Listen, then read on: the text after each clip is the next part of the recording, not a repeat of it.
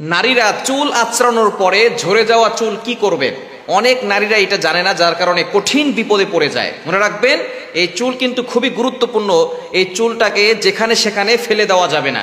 নবীজি সাল্লাল্লাহু আলাইহি সাল্লামের এই চুল মোবারক নিয়ে কিন্তু একজন ইহুদি মহিলা তাবিজ করেছিল, ব্ল্যাক ম্যাজিক করেছিল, জাদুটোনা করেছিল, কুফরি কালাম করেছিল।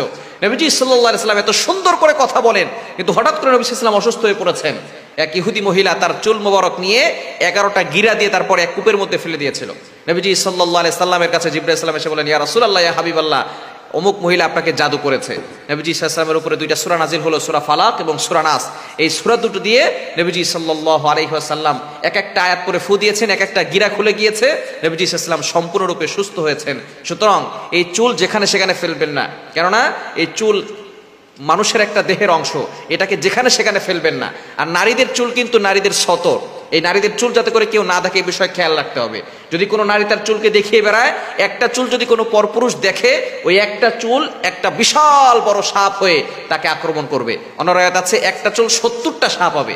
আর জাহান্নামের সাপ হচ্ছে খুব ভয়ঙ্কর সাপ। এই জাহান্নামী সাপের মাথা হবে উটের মাথার মতো, আর মোটা হবে কলা গাছের মতো।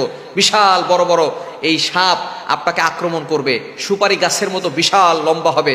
এই সাপগুলো যদি আক্রমণ করে, একটা আক্রমণ করলে, একটা আঘাত করলে 40 বছর ধরে তার ব্যথা মানুষ অনুভব করবে। সুতরাং কতটা ভয়ঙ্কর হতে পারে একটু চিন্তা করে দেখেন। নবী সাল্লাল্লাহু আলাইহি ওয়াসাল্লাম তিরমিজি শরীফের হাদিসে জানিয়ে দিয়েছেন।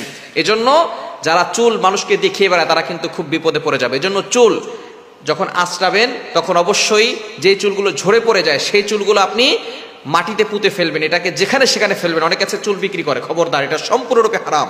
চুল বিক্রি করা যাবে না, যেহেতু সেটা পড়ে গেছে, এটা আপনার দেহের একটা অংশ, এটাকে গোপন রাখতে হবে।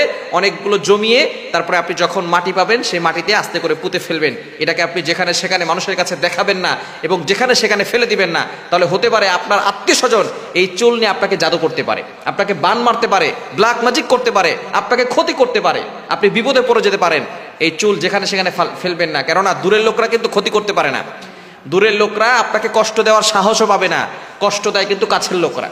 কাছের লোকরা যারা আপনার আশেপাশে আছে, আপনার কাছে বারবার আসে, আপনার সামনে সুন্দর করে কথা বলে, আপনার সামনে হাসে, আপনার প্রশংসা করে, এরাই পিছনে গিয়ে আপনার গীবত করে। সুতরাং দূরের লোকরা আপনাকে কষ্ট দেওয়ার সাহসও পাবে না, আঘাত করার সাহসও পাবে না।